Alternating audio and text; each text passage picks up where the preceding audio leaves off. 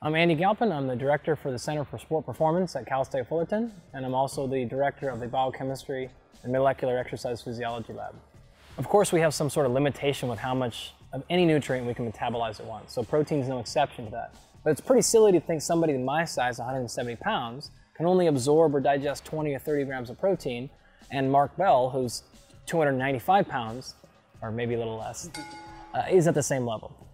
So I don't know where he is on that level. He's clearly much higher. It would be pretty silly for us to think that we have exact numbers. So if you weigh X pounds and it's some percentage of, we just don't know that. A part of the problem is we have very limited research on people the size of Mark, or anybody really above 215, 220 pounds. So it's very clear that the bigger you are, the more likely you are probably able to process more grams of protein at once. We also don't have any indication for the optimal number. Anytime anyone uses the word optimal in topics like this, they're either trying to sell you something or they don't really want to answer your question. They want to just kind of get things out of the way. So it's clear though, if you're trying to maximize, say, muscle gain, having protein available, specifically actually amino acids, and specifically the essential amino acids, having those available when the stimulus to grow has been kicked off is super important.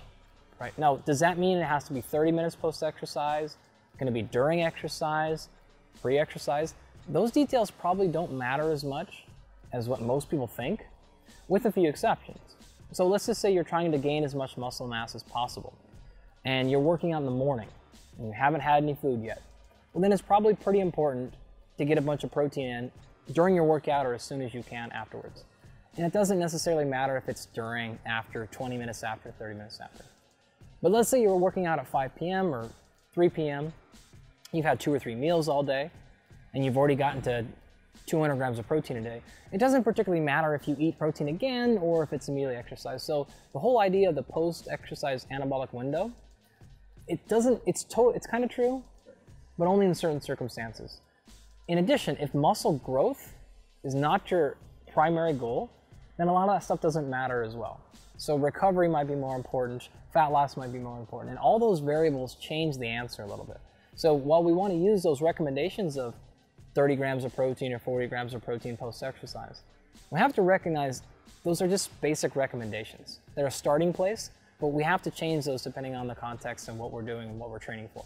If you look at like Mike Ormsby from Florida State, his work pretty clearly showing eating right before bed is actually advantageous. So people tend to lose more fat and preserve more muscle when they eat even carbohydrates right before bed. But that totally depends on your lifestyle, how you're training. We know that there's so much variability from person to person with our own physiology that we need to allow ourselves space to explore all of these options and to realize some people are going to operate better on 2 meals a day or 1 meal a day. Some people are going to operate better the other way. So why we're so worried about having one solution for all 7 billion of us, I'll never understand that. Like, I don't think it does us any good to talk about how this is how you have to do it.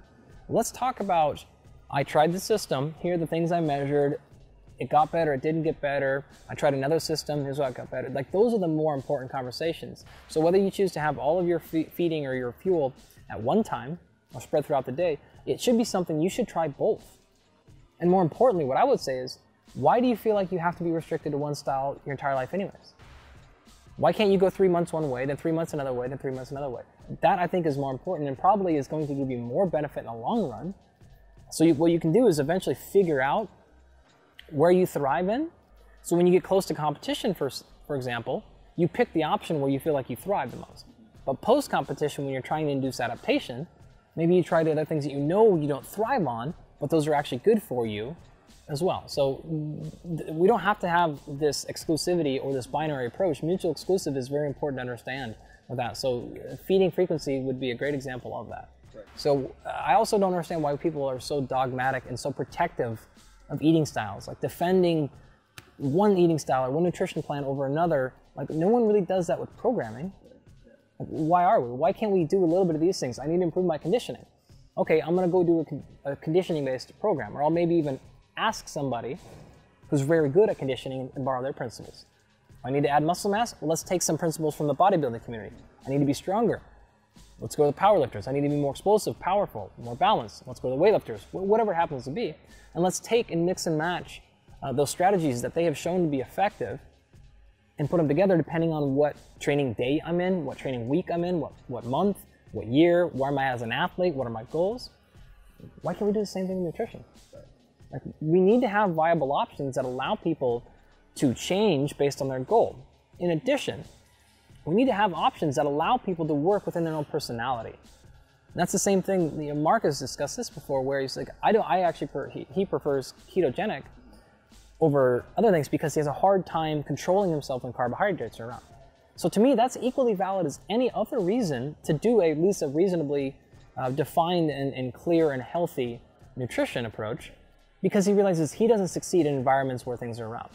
If you took me and you put sugar and candy and pizza on the table all day, I could go all day without eating it. I'm not driven by those things. But if you take other people and put in that situation and they fail miserably, why can't we have a conversation then about, you take it away from you, I'm not going to take it away from me, I don't need it. But there's other probably things I do need to do that that person doesn't need to do. So I'm not better or super or anything like that, but let's realize people are people.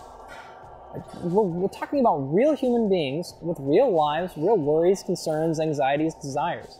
So why not allow them some flexibility in their diet to choose the one that is, you know, efficacious scientifically. It's been shown to work for the goal that they're at, and actually fits their lifestyle, and they like it, and they're happy, and they feel like they can succeed. All of these should be into play when we're talking about nutrition. Yeah, for most people, my protein recommendation would be to get as many complete proteins as possible. So what those are proteins that have every essential amino acid. So those are amino acids your body can't create on their own. So if you do that, that probably is going to require you to get a wide range. So then you should be expanding. If your only protein sources are coming from chicken, tuna fish, and protein shakes, even if that's the most well-balanced essential amino acid shake, that's a problem. So expand the ways you consume protein, mostly real food, mostly plants and animals. If you do that, most of us are going to be in a really good spot.